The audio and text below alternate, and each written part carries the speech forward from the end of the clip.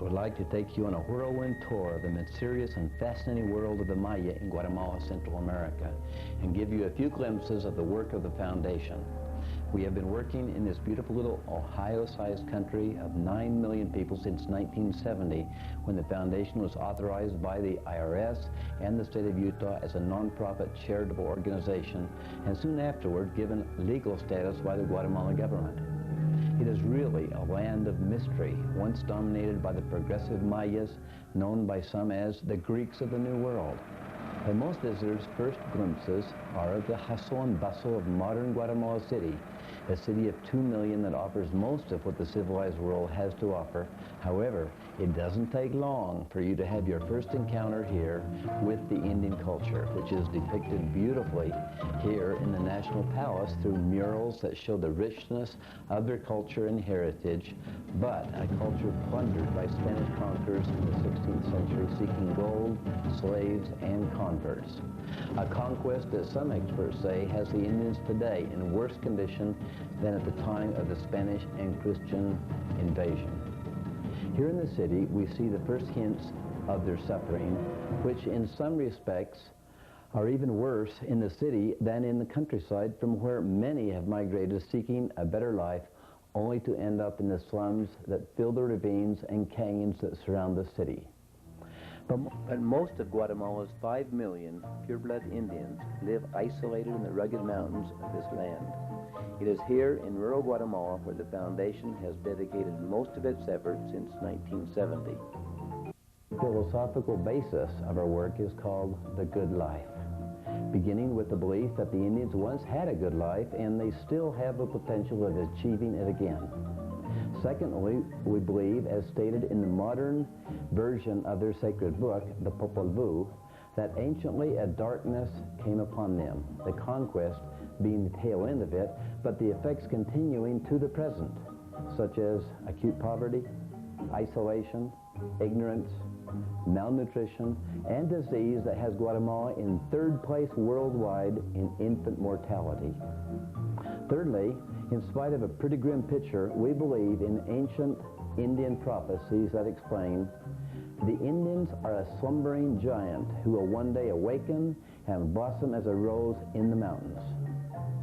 But we don't believe that it will just happen out of the blue. Rather, it will come to pass as a cooperative effort as seen in a vision by the biblical prophet Isaiah, whose words we think have application to the Indians and to those of us from the United States in the role of Gentiles.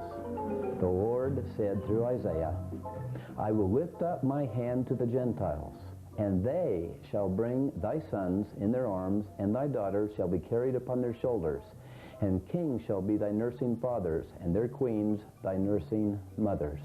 This is found in Isaiah 49. So yes, the Indians will blossom, but they need the help of those of us who care and have the capacity to help.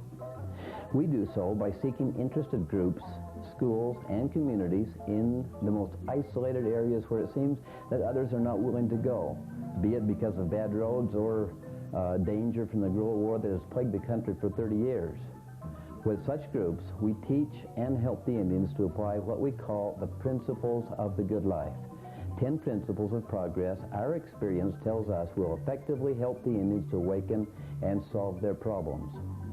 As we describe these principles, we will be taking you to many of the rural areas where we maintain projects, and will also help you visualize each idea by showing you the good life exhibits we have installed in our 2 centers for Indian development we call SIDS.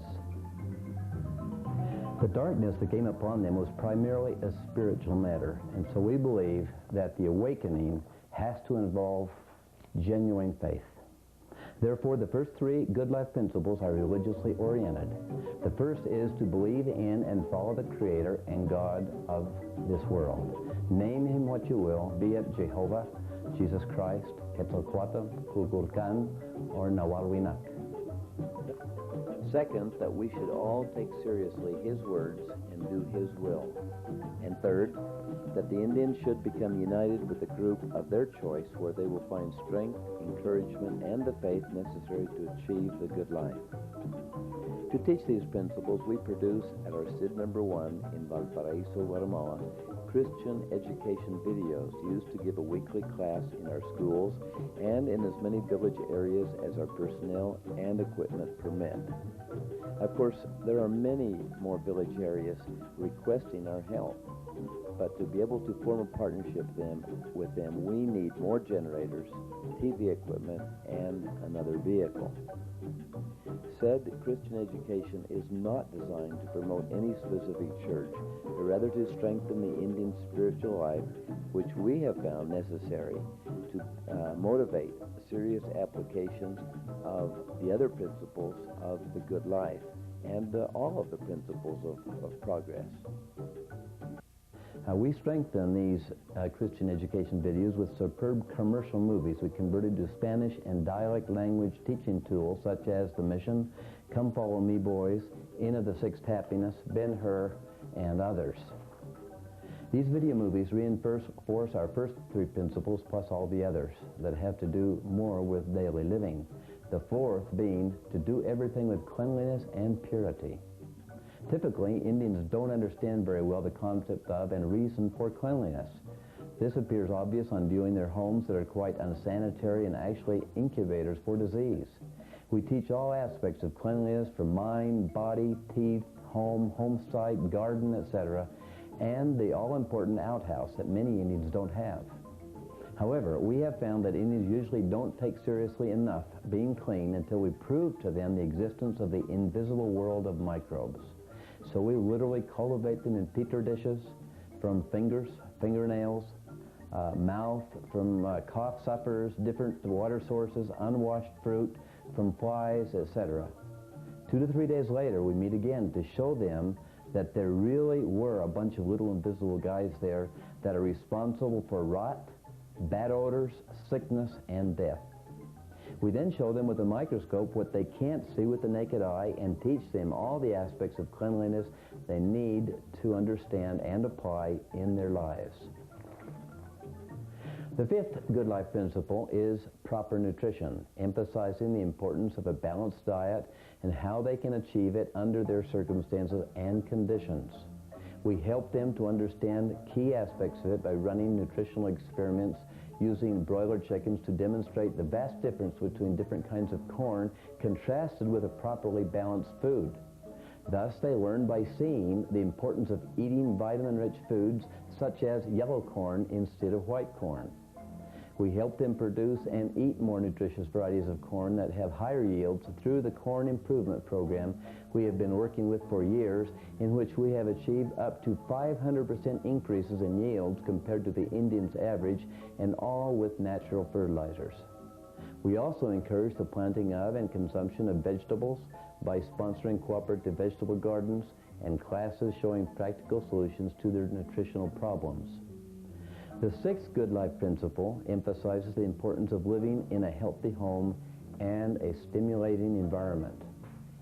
Normally, the Indians' homes are dark and unhealthy. Often, one room serves as kitchen, dining, and living room, and even sleeping quarters for everybody, plus with the little kids as the bathroom because they just do it on the dirt floor. We encourage improvements that make possible cleanability, more colorful and interesting interiors and furnishings that make possible children studying and developing their creative abilities, all so that minds can come alive. An improved, healthier, and more stimulating home makes more possible living the seventh good life principle, which is united and happy families. Parents accepting more fully responsibility for raising healthier children and helping and stimulating them to do their best. And children loving, respecting, and helping their parents and their brothers and sisters. We are especially involved in the eighth good life principle, education for everyone. It all begins in our Christian education lessons, where we teach that one of the main purposes in life is to learn from birth to death. We do this through our Good Life videos on all these principles that we ourselves produce at the Center for Indian Development, number 1, and show in all participating areas along with the Christian education videos. We also write, print, and distribute once a month a Good Life bulletin we call The Voice of the Good Life. The next phase of our education principle is preschool education, which we provide in the main project areas. First, at our SID #1 at Valparaiso, that even includes our version of the school bus that picks up and takes home the 3 to 6-year-old children. From the Center for Indian Development #1, 4 hours and 60 miles on rough roads to the east, on the isolated Chulac Cooperative Plantation, we have built and operate 2 rural schools, each with a kindergarten or preschool class, as well as the other grades. These 2 schools are supervised by 2 volunteer regional directors. Rafael Mas in the Seococ Village School, with over 60 students divided into morning and afternoon sessions taught by a native dialect-speaking teacher. On the other side of the mountain is the Sahonte Village Project, supervised by our regional director, Pedro Maquin, and the school again with over 60 students in 2 sections taught by our native teacher, Santiago, where, unbelievably, the program is complete even with Independence Day parades and all sorts of wholesome activities with unbelievable cooperation and participation from a people hungry for progress, seemingly 1,000,000 miles from nowhere. Then 4 hours and 60 miles to the west from Valparaiso, or the SID #1, is another foundation project center at Cunen, an enchanting village nestled in the mountains, surrounded for years now by guerrilla activity, but the work goes on, supervised by a team of regional directors, Professor Jaime Gamaro and his sister Esperanza. They supervise 8 neighborhood preschools, taught 2 hours each morning by 14 to 16-year-old youth who in turn receive foundation scholarship aid to continue their junior high education in the afternoons. 100 children are effectively prepared for the public schools, as well as receiving daily a nutritional supplement. 2 other youth on foundation scholarship give 2 hours daily tending a small library, the only one in town, built years ago by the Ayuda organization, but now maintained by the foundation.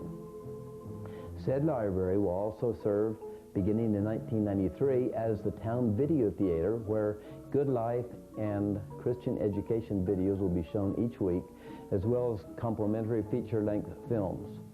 We have faith that we'll soon have the money to purchase the TV equipment we need and have already begun building their video library. While Cunen is on our mind, we have to mention that we have done what we could to keep alive the dental clinic there, originally established by Ayuda. Most of the building is now the headquarters of the volunteer firemen, but the clinic is still in operation by Chico, the son of the original dental technician, Diego. Our volunteer directors in Cunen are doing a great job promoting education for everyone and other good life principles, and it's going to get a lot better. All of this for an unbelievably small expenditure of $100 a month for Cunen. Still with the educational principle, we travel 4 hours from the Center for Indian Development #1 at Valparaiso, this time 160 miles southwest on paved highways to our SID #2 school in the central highland community of Patsisia. Here we have constructed and operate a private school with over 220 primary and junior high school students under the direction of our regional director, Professor Humberto Chicay. Not only is it a model school following the required government educational program, but students and their parents receive weekly the Christian education and good life video classes, and it was here that was born our community improvement program, in which all recipients of our aid work voluntarily each week to improve their communities. Here also, our students continually star and lead the way in civic and patriotic celebrations and activities.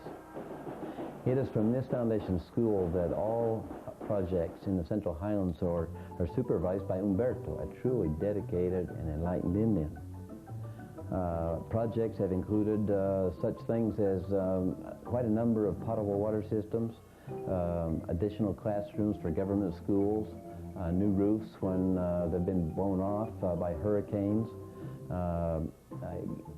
kitchens for government schools so they could prepare their food supplement program, furniture, textbooks, and other things, including another complete school built at the Chuluk village that bears the name of Dr. Ariel A. Anderson and his wife Ines, foundation founders and primary supporters for many years. Back at the Center for Indian Development number 1, our development and educational programs reach dozens of villages, such as the grade school in Chichahao once each week in the morning, and again in the afternoon, adult literacy class. We do the same each week in the Nakito village, whose school was built by the foundation a number of years ago, actually over a period of several years. We make our educational visits there through the adult literacy class taught by one of the 6 youthful teachers from Valparaiso, all of whom teach in all the rural areas surrounding the SID number 1. Another village is Acamal, where we work through our good friend Federico Vélez, another exceptional Guatemalan with whom we have worked on development projects since 1972, and who will now become officially a regional director for the foundation. He'll continue as a government teacher in the morning, but help us in the afternoons reach all the 18 villages of Santa Cruz Verapaz with our educational and development projects, and also be the key in our new program that will convert present Spanish soundtrack videos into the Poconchi dialect. He will use his own old pickup for transportation until the foundation can provide a necessary 4-wheel drive vehicle. We'll need to provide him with a generator and TV equipment, but it will be done one way or the other. I think maybe I've said enough now to give you a good picture of what we're doing, and that the educational aspect of the Good Life Principles is really our work. But let's bring this now to a conclusion by mentioning principle number 9, which can be paraphrased by saying, "The idle shall not eat the bread, nor wear the garments of the laborer." We teach the Indians that they should expect nothing for free, and if they want the good life, they've got to be willing to work hard for it. But they have to learn to work more effectively. They have to be industrious. We support and sponsor vocational education programs and have produced hundreds of young men more properly prepared to enter the work market. We believe in small business loans when we have the funds to be able to do so. You see, it isn't enough to teach a man how to fish so he can eat forever, unless we can also help him acquire the equipment and means to go to work. Last of all is principle number 10, that of once they are beginning to move in the right direction and acquire the good life, they should be willing to unselfishly share with others just as we have shared with them. Share knowledge, but also make continual efforts to help their own people, help their communities, help their country. The Community Improvement Program is our principal vehicle for helping them to do this. So there you have it. A program and a tangible effort that effectively teaches Indians correct principles so that they can work together to solve their problems and achieve the good life. And interestingly enough, and of enormous importance, a work that is supervised 100% by unpaid volunteers from the United States and by native Guatemalans on the front lines who have caught the vision of who they are, what their future holds for their people, and who believe that the time is overdue for the awakening to begin. Thus, they are willing to do anything to get the job done, but they need our encouragement and our generous financial support. Please help us, help them, bring about progress and blossoming among their people. Be generous now. Don't put it off. Do it now, and do it again when you can. I promise you that we'll all be blessed for whatever sacrifices we make to help these people.